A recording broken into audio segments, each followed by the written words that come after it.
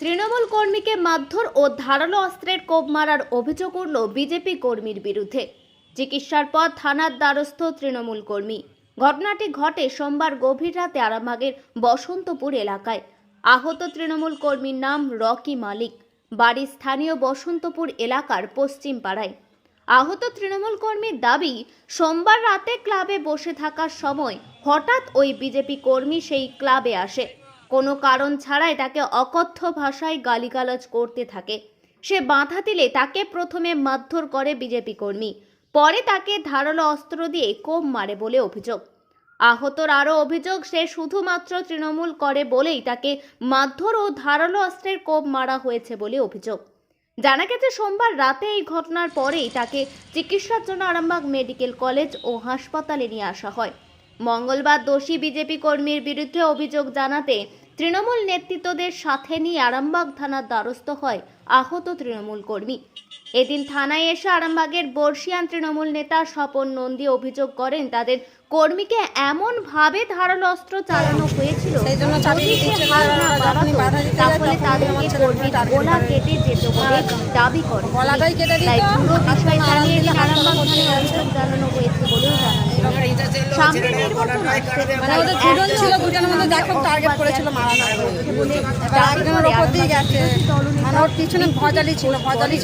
তারা বিষয়টি খতিয়ে দেখছে।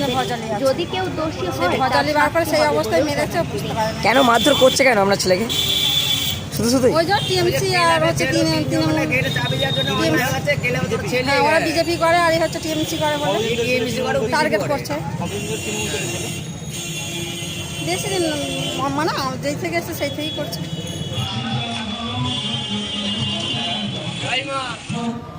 দেখুন, বিষয়টা হচ্ছে এখন রাজনৈতিক ভোট আসছে। ভোটের জন্য এখন একে অপরকে চলছে। বিষয়টা দেখছি, অবশ্যই সাজা পাবে। কেউ কাউকে ছাড়া ছাড়া বিষয় অন্যায় অন্যায় আইনের পথে চলবে, যে অন্যায় করছে দোষী হবে।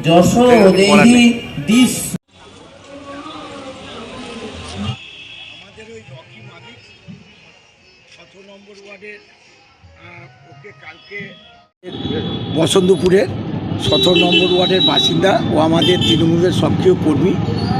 কালকে মদ্যপ অবস্থায় বিজেপির কর্মীরা আমাদের রকিকে মারধর করে। এবার ওকে নিয়ে কালকে হসপিটালে রাত্রিরে যায়, চিকিৎসা করে। আজকে ওর আত্মীয় স্বজনরা এসছে, যে থানাতে অভিযোগটা জানাতে এসছে। ভজালি নিয়ে ওর এমনভাবে ভজালি চালিয়েছিল যে গলাটা যদি হাতটা না করতো গলাটাই হয়ে যেত, চাই হাতের উপর দিয়ে গেছে। আমরা প্রশাসনের কাছে জানাচ্ছি, প্রশাসনের উপর আস্থা আছে, প্রশাসনকে আমরা জানাচ্ছি। কেন মারলো? আরে এ তৃণমূল করে একে বিভিন্নভাবে উত্ত্যক্ত করেছে। ও কথা ধরেছে যে কেন তুমি এভাবে করছো। মাথার মদ খেয়ে তো বিজেপির কয়েকজন ছিল, এসে ওর ওপর অত্যাচার করেছে। আমরা প্রশাসনের কাছে আস্থা আছে প্রশাসনের ওপর, প্রশাসনকে আমরা অভিযোগটা জানাতে এসেছি। এখন আরামবাগেই রয়েছে প্রাণ আইভিএফ ফার্টিলিটি সেন্টার। নিঃসন্তান দম্পতিদের মুখে হাসি ফোটানোর বিশ্বস্ত প্রতিষ্ঠান প্রাণ আইভিএফ ফার্টিলিটি সেন্টার। দক্ষিণবঙ্গের মধ্যে সর্ববৃহৎ এবং সর্বপ্রথম এআরটি গভর্নমেন্ট রেজিস্টার প্রাপ্ত আইভিএফ সেন্টার এখন আরামবাগেই। অল্প খরচে আইভিএফ পরিষেবা, বন্ধ্যাত্ব চিকিৎসার এক অভিনব অধ্যায়। প্রাণ আইভিএফ ফার্টিলিটি সেন্টার একেবারে অল্প খরচে পুরুষ ও মহিলার বন্ধ্যাত্ব পরীক্ষা, বন্ধ্যাত্ব চিকিৎসা সবকিছুই হয় আমাদের প্রতিষ্ঠানে। সুচিকিৎসার মাধ্যমে মা ও বাবা ডাক শুনতে পারবেন নিঃসন্তান দম্পতিরা। তাহলে আর দেরি কেন? আজই যোগাযোগ করুন প্রাণ আইভিএফ ফার্টিলিটি সেন্টারে। ঠিকানা বসন্তপুর, আমতলা, 2 নম্বর রেলগেট, আরামবাগ, হুগলি। যোগাযোগ নম্বর 7865858781 অথবা যোগাযোগ করুন 7908098172 এই নম্বরে।